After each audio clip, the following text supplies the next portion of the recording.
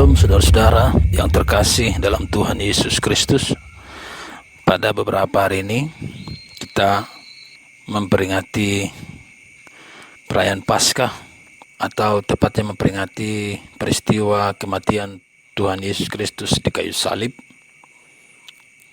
Dan beberapa hari kemudian memperingati hari kebangkitannya, hari kemenangan yang memberikan kepastian, yang membuktikan kebenaran dari ajarannya, kebenaran dari kesaksiannya. Saudara yang terkasih dalam Tuhan, peristiwa Yesus mati di kayu salib adalah peristiwa yang paling besar, paling agung yang pernah Allah perbuat sepanjang masa.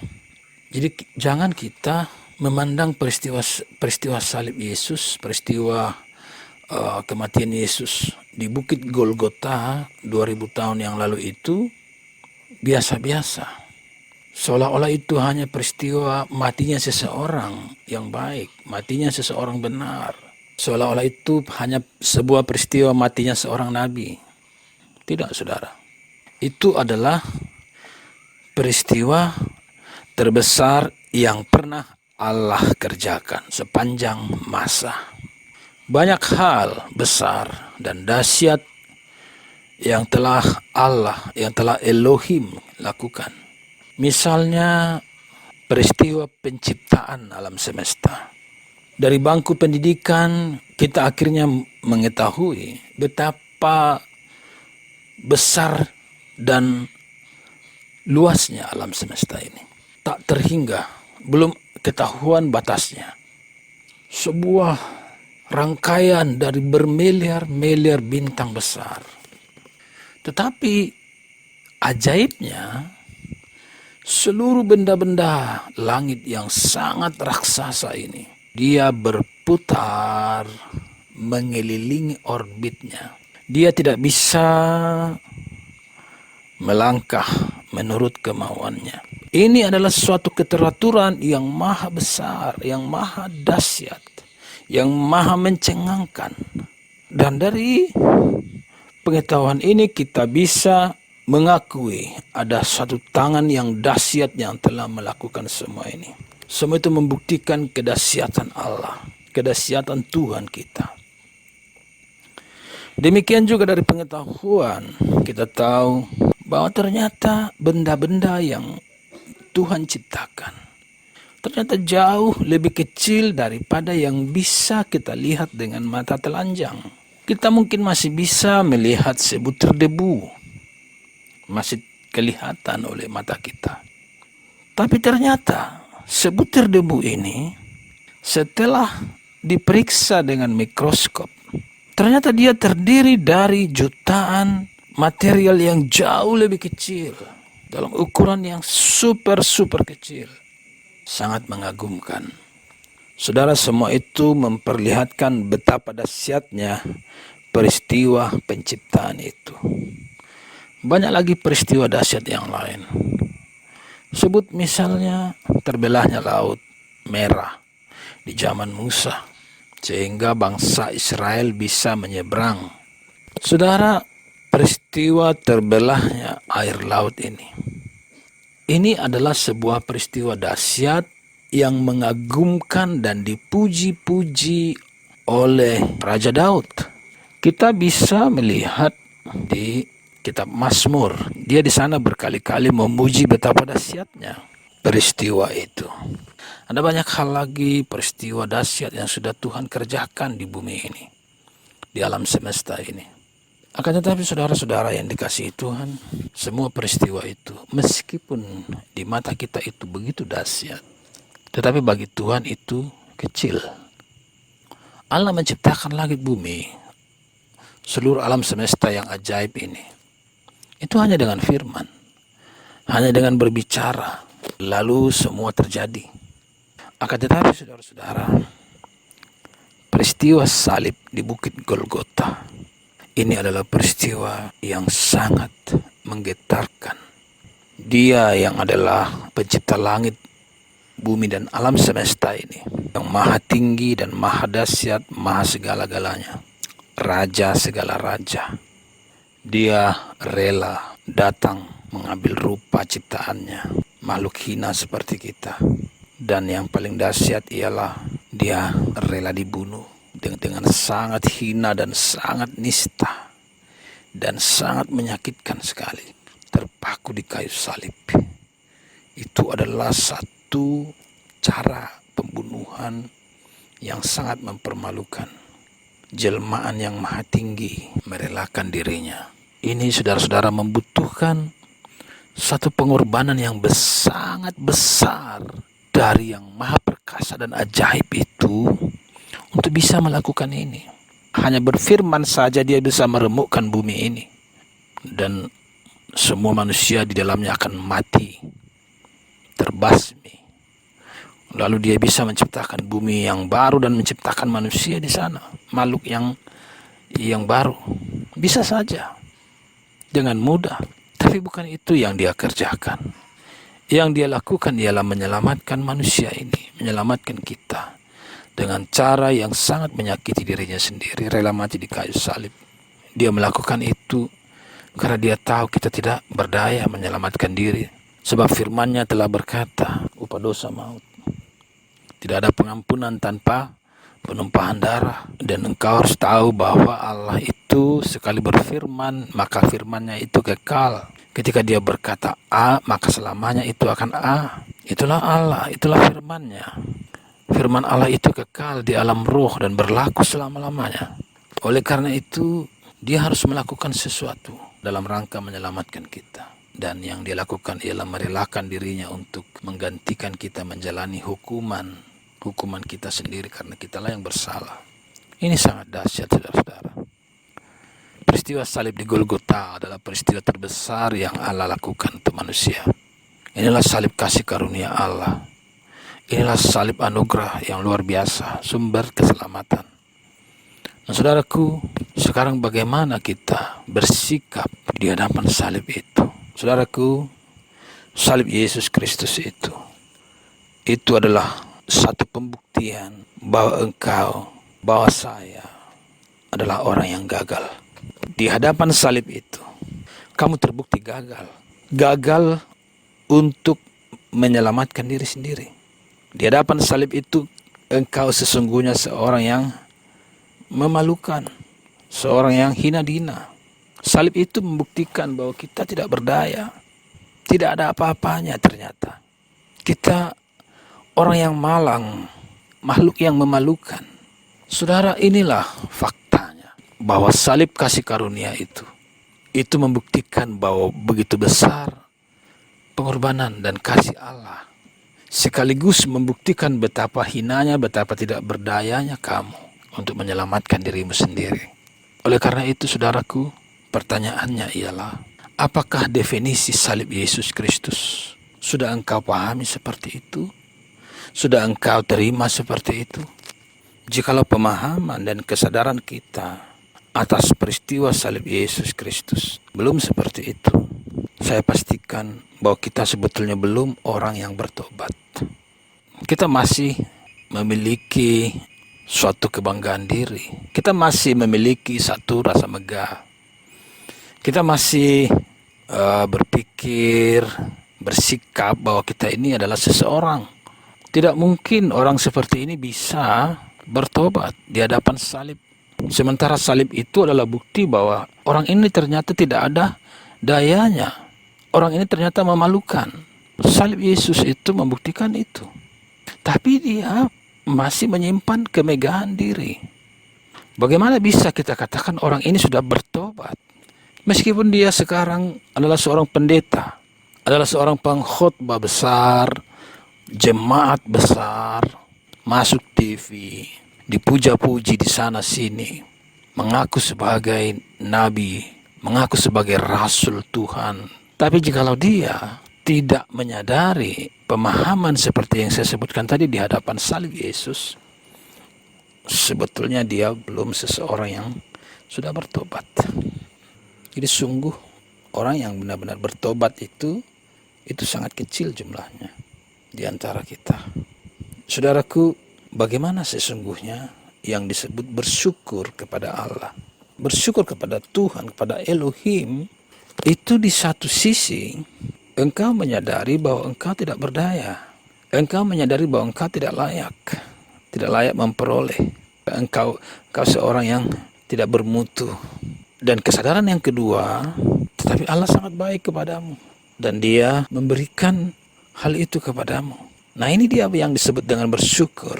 Ini yang disingkapkan Tuhan, Roh Tuhan di dalam batin saya, bahwa yang disebut bersyukur kepada Tuhan itu, di sana harus ada dua kesadaran ini. Kesadaran pertama bahwa engkau tidak bermutu dan tidak layak mendapatkan itu. Kesadaran kedua bahwa Tuhan begitu baik kepadamu sehingga engkau diberikan.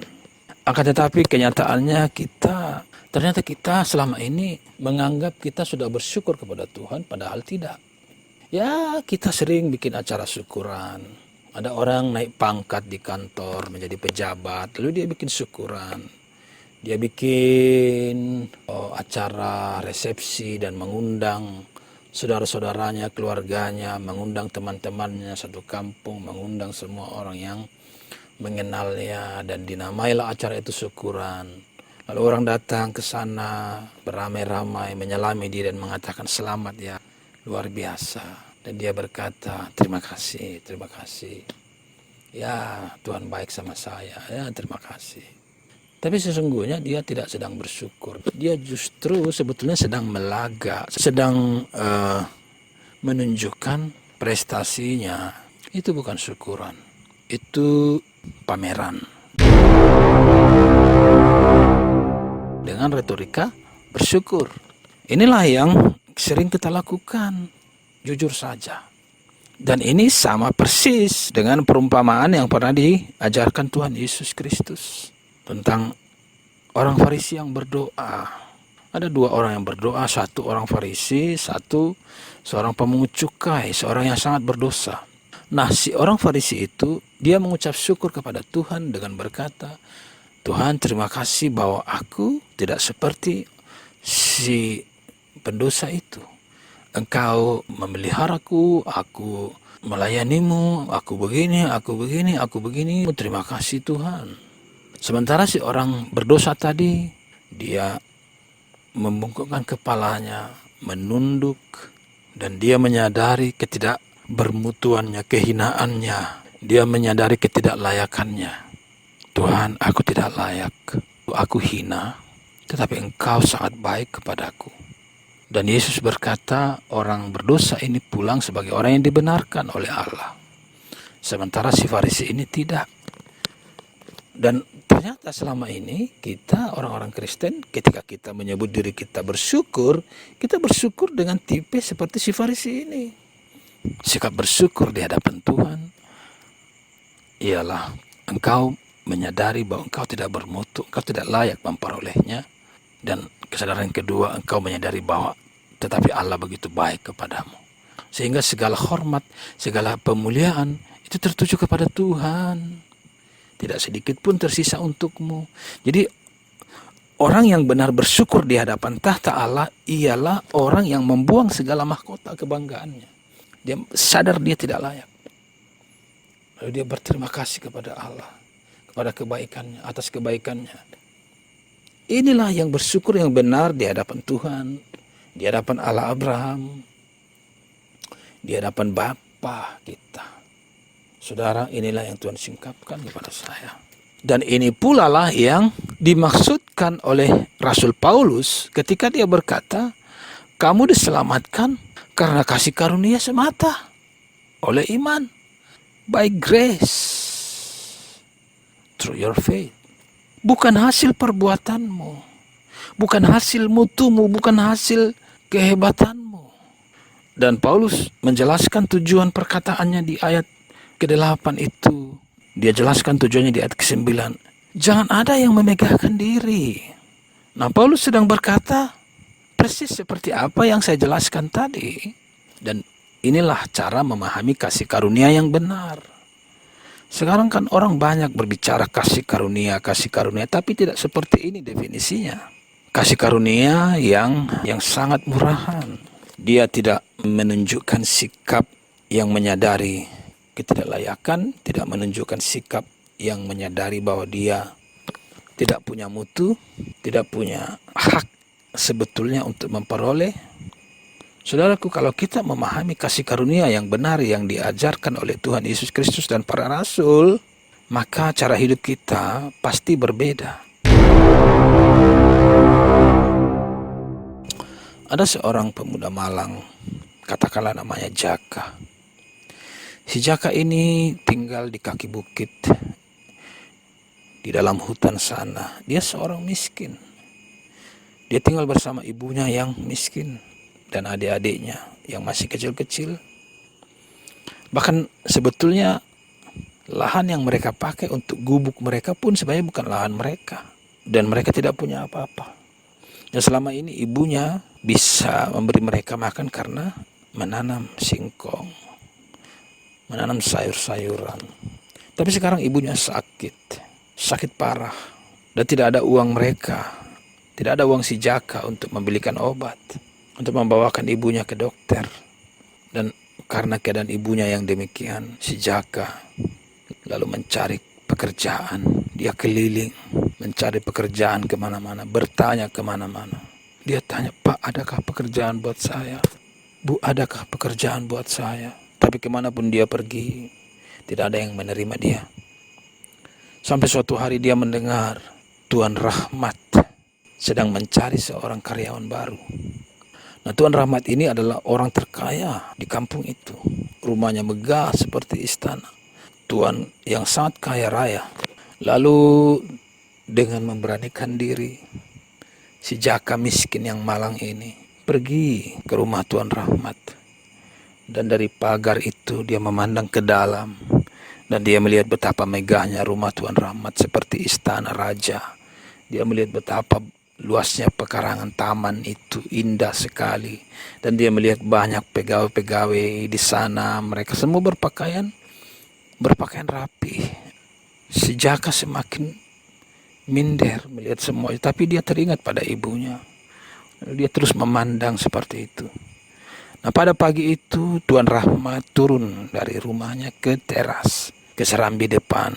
Dia sedang bersantai pagi sambil minum kopi dan mendengarkan asistennya membacakan koran.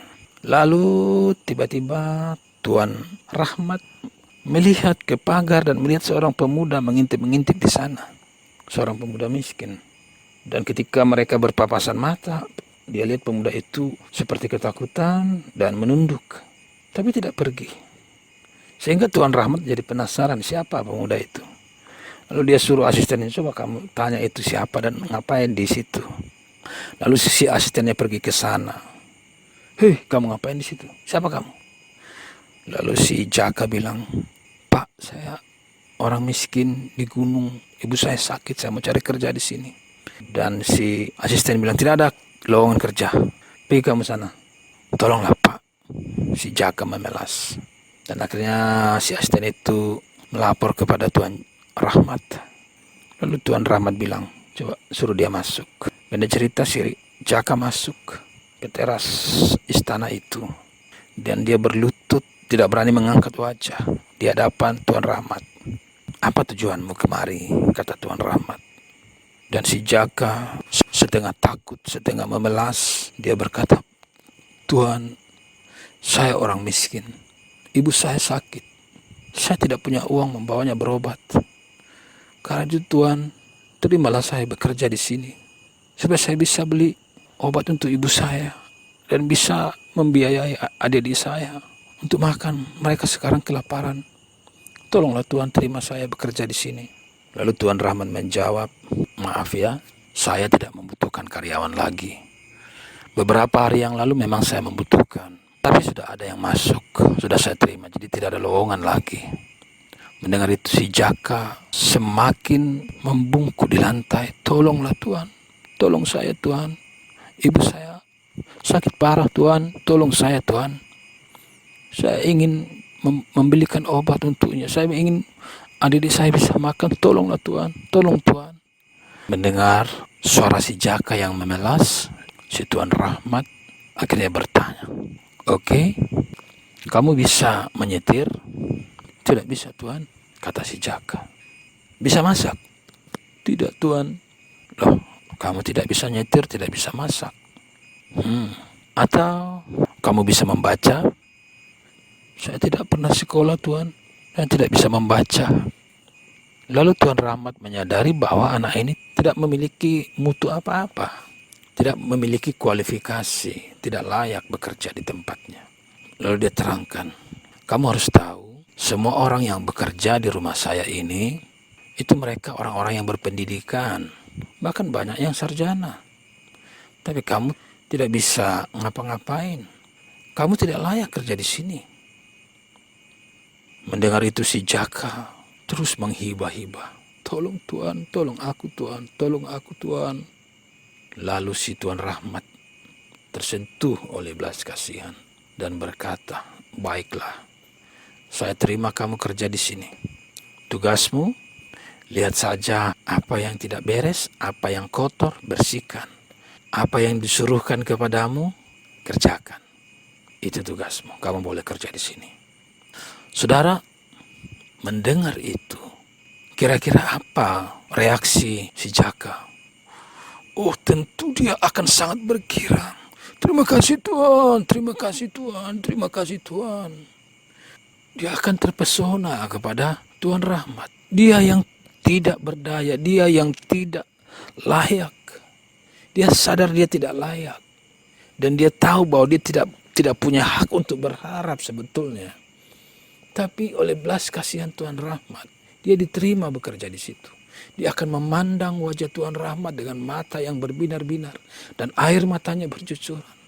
Dan dia pulang dengan melompat-lompat penuh kegirangan. Sambil menangis, bersuka cita, bersyukur atas kebaikan Tuan Rahmat. Inilah yang disebut bersyukur itu, saudara-saudara. Sikap yang benar di hadapan salib Yesus Kristus, di hadapan kasih karunia Allah. Dan bagaimana kira-kira si Jaka akan bekerja? Oh, dia akan bekerja penuh semangat, akan bekerja dengan penuh gairah. Dan ketika suatu hari Tuan Rahmat memanggilnya, sini Jaka sini. Si Jaka akan berlari, penuh semangat. Ya Tuan, ya Tuan. Tolong kamu belikan gula ke warung sana. Ya Tuan, ya Tuan. Dia akan melakukan semua itu dengan sukacita. Saudaraku, koreksi dirimu. Apakah engkau sudah seperti itu responmu terhadap salib Yesus? Seperti si Jaka? Apakah engkau sudah menjalankan hidupmu dalam naungan kasih karunia Allah? Seperti si Jaka bekerja penuh semangat, penuh gairah dalam naungan rumah Tuan Rahmat. Apakah sudah seperti itu respon kita? Jika belum, milikilah sungguh-sungguh hati yang bertobat di hadapan salib Yesus. Hati yang menyangkal diri. Hati yang hanya mempermuliakan, memandang kemuliaan Tuhan. Inilah sesungguhnya kekristenan itu. Penyangkalan diri atas diri kita, serta pemujaan Allah, penyembahan Allah, pemuliaan Tuhan. Jadi kekristenan bukan tentang berkat, bukan tentang kamu sekarang naik pangkat sesudah kamu jadi Kristen, bukan tentang kamu sekarang jadi pendeta, kamu punya follower ratusan ribu orang, kamu punya rumah yang megah, membuktikan bahwa kamu diberkati. No, bukan tentang itu. Itu kekristenan yang salah. Dan itulah yang dijalankan oleh hampir semua orang Kristen di akhir zaman ini. Saudaraku yang dikasihi Tuhan Yesus Kristus, mari belajar menyangkal diri, buang semua kebanggaan dirimu. Tidak ada artinya semua itu. Tidak usah banggakan engkau tamat dari Oxford University, engkau menguasai 10 bahasa asing, engkau seorang yang tenar. Tidak usah banggakan itu. Dari sikapmu itu kelihatan. Dari caramu berbicara, dari caramu duduk itu bisa dilihat orang. Apakah engkau itu bangga dengan dirimu atau tidak, itu kelihatan. Apakah engkau menyadari engkau itu seorang seperti si Jaka menyadari dirinya di hadapan Tuan Rahmat, itu kan kelihatan dari sikap-sikap kita. Meskipun engkau pendeta besar, kebanggaan dirimu, bahkan tentang pelayananmu, itu akan membuat engkau tidak mengerti suara Tuhan, membuat engkau tidak mengerti kekristenan yang benar yang seharusnya engkau hidupi.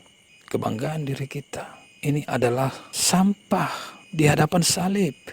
Kita harus terus mengingat salib Yesus. Dan di hadapan salib Yesus itu kita setiap hari, setiap saat menyadari ketidaklayakan kita, sekaligus menyadari kebaikannya, kebaikan Bapa kita, sehingga semua kemuliaan kita berikan kepadanya. Saudaraku, mari sungguh-sungguh mempermuliakan Tuhan saja. Mari sungguh-sungguh memandang Tuhan saja, patuh tunduk sepenuhnya kepadanya. Inilah yang berkenan di hadapan Tuhan. Kita harus memiliki hati yang bersyukur ini sepanjang kita hidup. Sikap kekristenan yang seperti inilah yang akan memastikan bahwa engkau tinggal dalam kebenaran Kristus. Tidak lama lagi Tuhan akan datang, sebab dunia ini sedang jatuh dalam tangan si jahat. Iblis sedang melepaskan rencana-rencananya di akhir zaman ini, sebagaimana yang sudah dinubuatkan oleh Alkitab. Semua itu akan segera terjadi, dan Anda akan bertemu Tuhan. Kita akan bertemu Tuhan. Dia akan datang, saudara, untuk meluputkan kita. Kita akan diangkat, akan bertemu dengan Dia di awan-awan yang permai. Persiapkan dirimu.